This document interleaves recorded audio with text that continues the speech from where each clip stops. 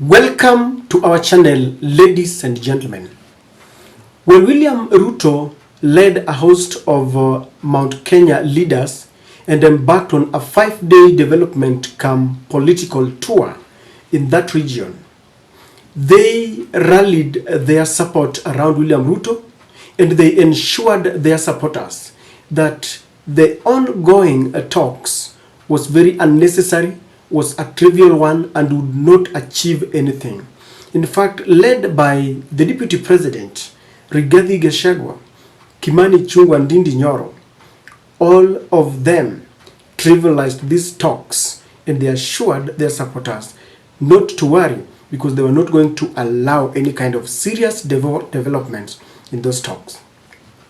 While William Ruto led them to tell their supporters what they wanted to hear, music that was harmony to the ears, he sent Murkomen to Nyanza. And Murkomen delivered a message to Kimani Ichungwa that these talks must succeed, and he told Kimani Ichungwa to stop writing letters to his colleague Kalonzo Musyoka that they should communicate using phone calls. Now today was the big day because today was the starting date where they would sit down and try to restructure and give way forward on how they want to do it. Now I looked at the outcome of that meeting and I'm wondering, is this the same Kimani Ichungwa who was ranting in a rally? Of course he tried some delaying tactics because when the whole team sat down, they waited for him. He claimed that he was still stuck in his area somewhere, and Cecil Bariri was standing for him. But someone was telling me that Kimani Ichungwa was still taking instructions from the bosses. And what he found out was very shocking, and he got scared. Because apart from the image that William Ruto gave them, he found out that these talks are being compelled by the USA and the international community. Now, before we get to the outcome of what came out from that meeting, the USA gave William Ruto the win, and that is something that we have said over and over again. Now, when they realized that people were dying, they didn't want to talk about it. But the other international bodies like the human rights felt that something was wrong. And so they swallowed humble pie and they called William Ruto to order. Because one thing they know, together with the European Union, our courts and the IEBC, they know the game that they played that plunged Ruto into State House. So they had to sit down and agree and told William Ruto to cooperate. I have a feeling that William Ruto revealed to Kimani Ichungwa that where the talks have reached is now beyond him and they have to cooperate. And this is because from what they have given us, because earlier they were talking as if they would sit down there and start saying, okay, the implementation of the 2/3 gender rule, agreed or you reject, or the CDF. But it turns out that there is a more structured dialogue than we ever imagined, because they are revealing to us that before they begin these talks, there's going to be a technical committee. This technical committee is going to sit down by Friday to chart and form a legal framework that will guide them. This tells you just how disciplined and structured the Kimani Ichungwa has been forced to accept whatever is coming out here. So this technical team will sit on Friday, then they will deliberate. I think this will include the rules of the game, maybe things like there is no shouting at each other. If you disagree with your fella, you will wait for him to finish his point, then you will take the next action. So it is going to guide them so that it is done without throwing chairs here and there. And I think things like minding the use of the language. name calling is going to be not allowed in that meeting. So they want to make it a very serious talk, because people like Kimani Ichungwa went there during the campaigns and called Azimio all sorts of names, and I think things like Hakuna Nusumkate. Those are the kind of rules that this technical committee is going to work on, so that as they begin talks, it is going to be mature people talking with one another, not at each other. So after the technical committee will come back, they are also going to form a secretariat. This secretariat is not just a secretariat, but it is going to be taken to Parliament now. Not just the National Assembly led by Moses Wetangula, but both the two houses, the Senate and the National Assembly. And what does this tell you? That no one will come and say that some people are sitting down somewhere and they don't want us to know what they're talking about. You see, parliamentarians represent all Kenyans because we elected them and they are exercising powers on our behalf. And so it is like this secretariat is taken out to the people of Kenya to pass or reject it. And I can assure you that there are going to be instructions to ensure that they pass in its entirety this secretariat.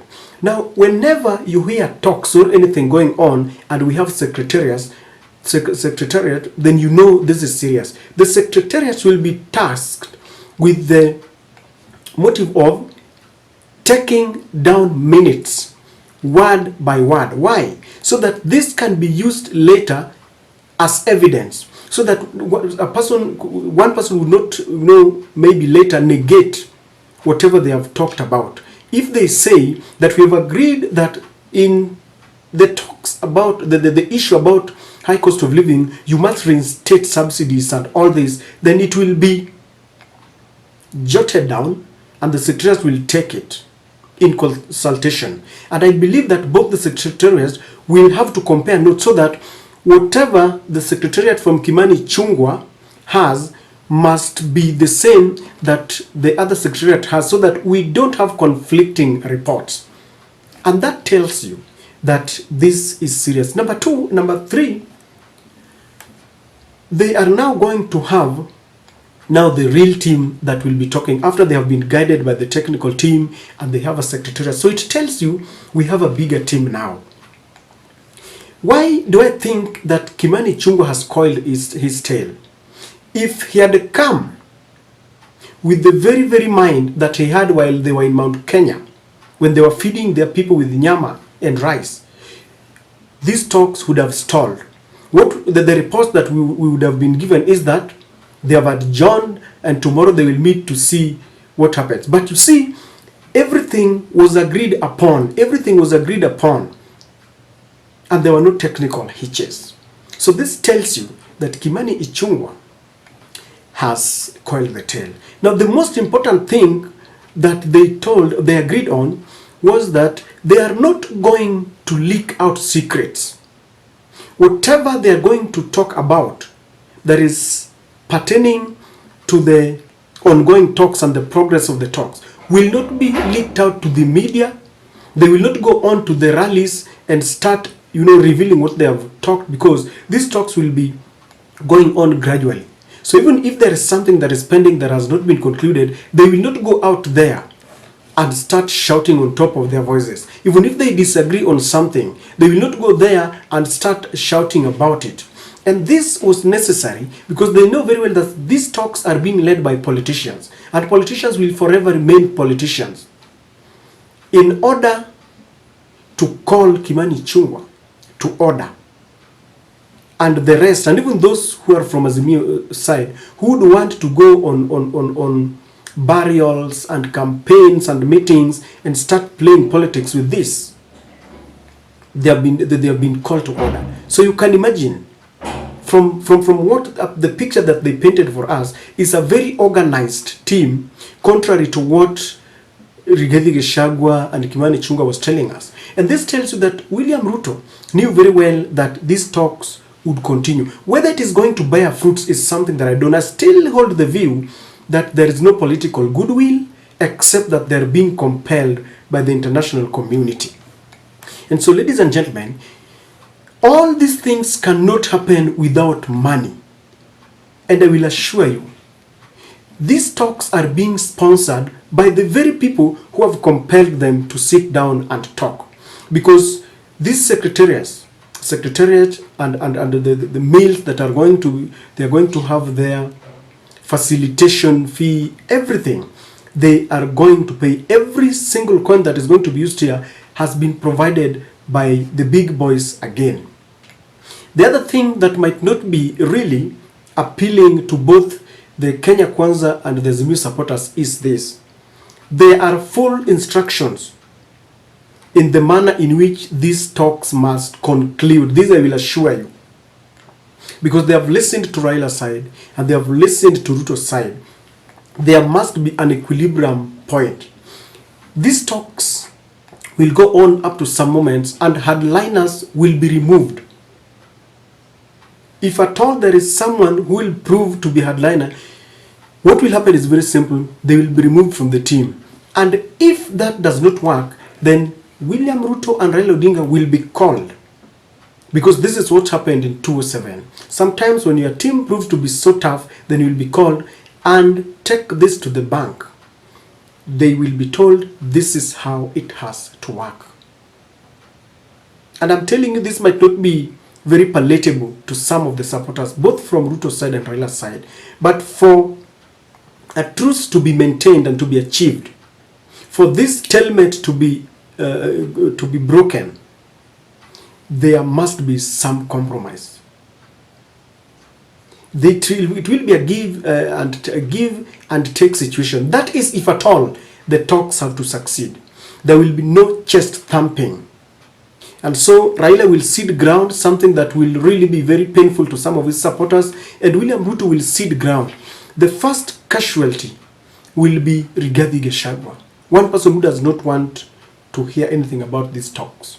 And so let me tell you something, by the end of the outcome, people will grapple with a lot of pain, disappointments. Utasikia Ruto alishatuambia hata ongea na huyu jamaa wa kitandawili. Utasikia things like Ruto alishatuambia hata ongea na Raila, sasa kwa nini amekubali? And others will also say, sasa huyu Raila tena ameenda, wameongea na Ruto. People will be disappointed. But by the end of the day, let them talk so that we know what happens. There is nothing wrong with the talking. Someone must be checking the temperature of Rigathi Gachagua, Ndindi Nyoro, and Kimani Ichungwa. Because for William Ruto, he had known what was going to happen. Because he's the one who's getting all the instructions. Furthermore, he remembers what happened in 2007, 2013, and 2017.